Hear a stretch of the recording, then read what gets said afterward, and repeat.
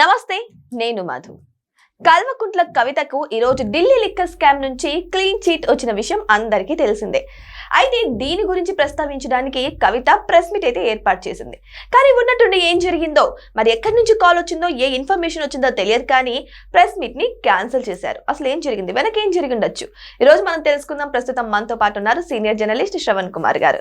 వారిని అడిగి మరిన్ని విషయాలను తెలుసుకుందాం. నమస్కారం సార్. నమస్తే అండి సార్, కవిత గారికి ఈ రోజు ఢిల్లీ లిక్కర్ స్కామ్ నుంచి క్లీన్ చిట్ వచ్చింది. నిజం చెప్పాలంటే ఒక రిలీఫ్ కూడా పొందారని చెప్పొచ్చు. మరి ఆవిడ దీని గురించి మాట్లాడడానికి ప్రెస్ మీట్ పెట్టదలుచుకున్నారు.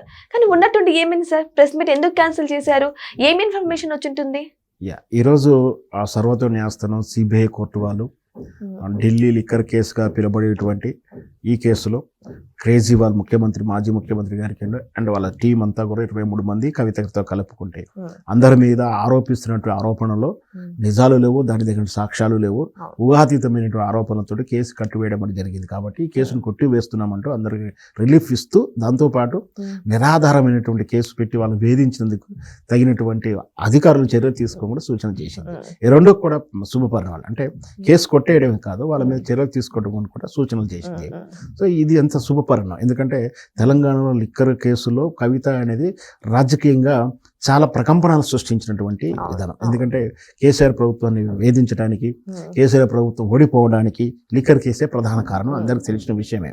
సో దాంతోపాటు ఒకవైపు అయితే రెండవది అంటే ఈ కేసు వల్ల కవిత తాను కోల్పోతున్నటువంటి విధానం ఏదో చెప్పుకోవచ్చు. ఏంటంటే ఇంటి నుంచి, తమ ఇంటి పార్టీ నుంచి కానీ, తమ ఇంటి నుంచి కానీ, సొంత అన్న నుంచి, సొంత మేనమావ నుంచి, సొంత పార్టీ నుంచి నాకు భరోసా దక్కలేదు అనుకుంటే బాధపడింది. ఆ బాధలో నుంచి పార్టీ నుంచి బయటకు వచ్చింది.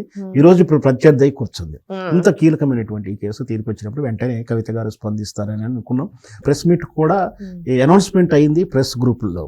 కానీ ఏమైంది, క్యాన్సిల్ అయింది.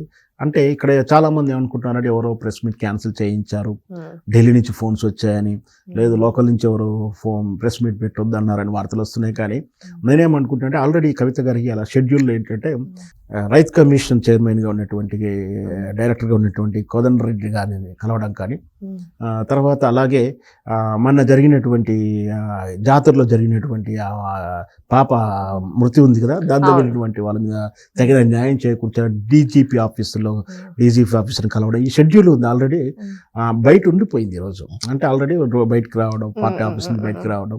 సో వీటి విషయంలో కావచ్చు, ఆమె అనుకున్న టైం ప్రెస్ మీట్ పెట్టాలనుకున్న విషయాన్ని తొందరలో ప్రకటించారు. తర్వాత దాన్ని ఆపుకుని, అయినా కూడా ఇచ్చాల్సిన సందేశం అయితే వెంటనే ఎక్కడో డీజీపీ ఆఫీసులో రైతు కమిషన్ ఆఫీస్ కాడ ఆమె కనపడడం, ఆ తర్వాత చెప్పాల్సిన ప్రెస్ మీట్కి అయితే అందరికీ చెప్పడం అయితే చెప్పేసింది. ఇది శుభపరిణామం. అలా బ్రదర్ అయిన కేటీఆర్ గారు కూడా ట్వీట్ చేయడం, దాని గురించి ఇంకా ఆమె కొంచెం విశ్లేషణ చేస్తూ ఈ రోజు మాట్లాడుతున్న, ఆ రోజు నాకు సపోర్ట్ ఇవ్వలేదు, ఆ విషయం మీకు తెలియదా, నేను ఆ రోజే చెప్పాను కదా నేను కడిన ముచ్చంలో బయటకు వస్తాను అని, కానీ మీరు నా మీద ఆరోపించి మీ వల్లనే మా పార్టీ ఓడిపోయిందని కూడా మీరు ఆ రోజు నుంచి నిందిస్తున్నారు, మీ అభిమానులు నిందిస్తున్నారు. అంటే కేటీఆర్ డైరెక్ట్ అనుకున్న సోషల్ మీడియాలో ఆ పార్టీ అభిమానులు అంటున్నారు. సో అంటే కూడా ఆమె తమ బాధను చెప్తా ఉంది. సరే, అది కూడా వ్యక్తిగతం ప్లస్ వాళ్ళ మధ్య ఉన్నటువంటి వైరంగానే చూడాల్సిన అంశం అది. సో ఏం జరిగినా కూడా అందరికీ తెలుసు, అది కేవలం భారతీయ జనతా పార్టీ తమ రాజకీయ ప్రయోజనాల కోసం ప్రతిపక్ష పార్టీ అయినటువంటి ఇట్లా వన్ షాట్ టూ బర్డ్స్ అన్నట్టు ఇది కలిసి వచ్చిన అంశంగా ఏం చేశారంటే, అటు ఢిల్లీ ప్రభుత్వాన్ని, ఇటు తెలంగాణ రాష్ట్ర ప్రభుత్వాలని మార్చడానికి వాడుకున్నటువంటి ఒక రాజకీయ స్క్రిప్టెడ్ కేసుగా భావించవచ్చు. సో ఏదేమైనా సరే, ఈ రోజు మరి కవిత గారు అయితే నిజంగా ఒక స్వతంత్రం పొందారని చెప్పొచ్చు. మరి దీన్ని ఆసరాగా చేసుకొని ఎవరి నుంచి అయితే ఆవిడ విడిపోయారు, మళ్ళీ వాళ్ళతో కలిసే అవకాశాలు ఉన్నాయంటారా?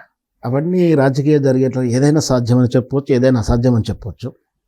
కాకపోతే అంత ఈజీగా వెంటనే కలుస్తారని కూడా మనం అనుకోలేము. ఎందుకంటే ఆటోమేటిక్ వచ్చి కూడా 3 నెలలు కాలేదు, రేపు మాపు పార్టీ పెట్టాలనే ఆలోచనలో ఉంది ఆమె ప్రయాణాన్ని డిసైడ్ చేసుకున్న తర్వాత అన్నీ వెనక్కి వెళ్తుందని అయితే నేను అనుకోవట్లేను.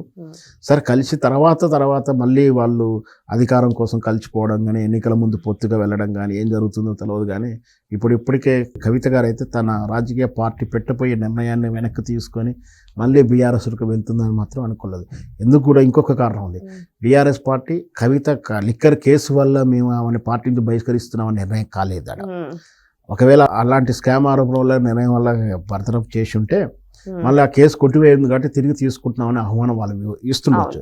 కానీ అట్లా పార్టీ క్రమశిక్షణలో భాగంగా పార్టీ వ్యవహారాల మీద విమర్శిస్తూ పార్టీ అంతర్గతంగా ఉండాల్సిన విషయాన్ని బహిరంగంగా చర్చిస్తున్నందుకు ఆమెను పార్టీ నుంచి బహిష్కరించారు.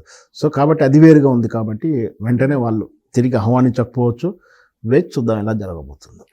సో ఏదేమైనా సరే కవిత పెట్టాల్సినటువంటి ఈ ప్రెస్ మీట్ అయితే ఇప్పుడు క్యాన్సిల్ అయింది. మళ్ళీ రేపు కూడా తిరిగి ప్రెస్ మీట్ పెడతారా, ఏం మాట్లాడాలో మీటింగ్ లో అని చెప్పేసి ఒక క్లారిటీతో ఆవిడ ముందుకు వస్తారా అనేది వెయిట్ చేసి చూద్దాం ఏం జరగబోతుందా అని. Thank you so much. Thank you sir.